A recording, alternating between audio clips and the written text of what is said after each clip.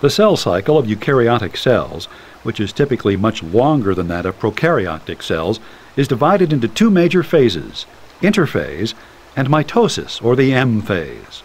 Interphase is the stage in the cell cycle in which a cell acquires energy and nutrients from the environment, grows, and duplicates its chromosomes.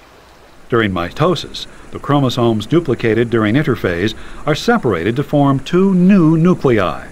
The later stages of mitosis are usually accompanied by a division of the cytoplasm into two daughter cells in a process called cytokinesis. Let's look at each of these phases in turn, starting with interphase.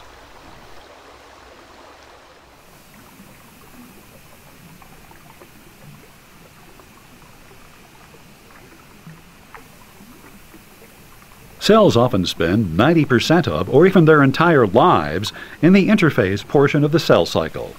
Throughout interphase, cells acquire energy and nutrients from the environment, grow, and carry out their specialized functions.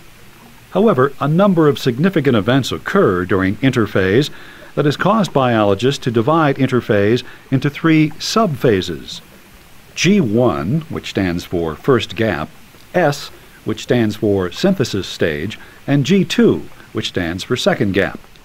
G1 is the phase after the most recent cell division and before the duplication of chromosomes starts.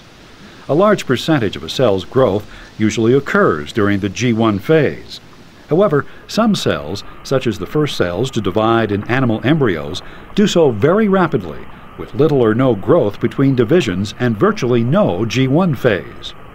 Later in the G1 phase, at a time referred to as the restriction point, cells undergo an internal evaluation of their ability to complete the cell cycle and produce two viable daughter cells.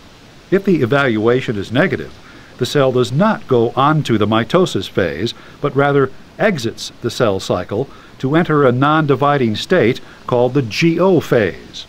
If the evaluation is positive, the cell becomes committed to DNA replication and mitosis.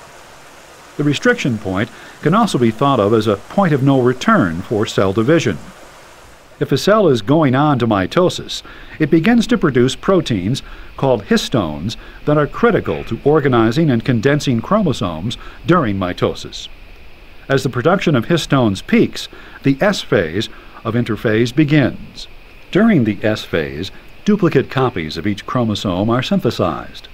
This process can take quite a while, as many eukaryotes have a large number of very long chromosomes.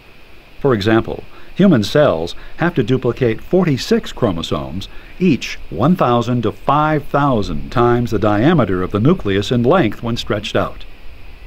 After chromosomes are duplicated in the S phase, G2, which is usually the shortest phase of interphase, begins.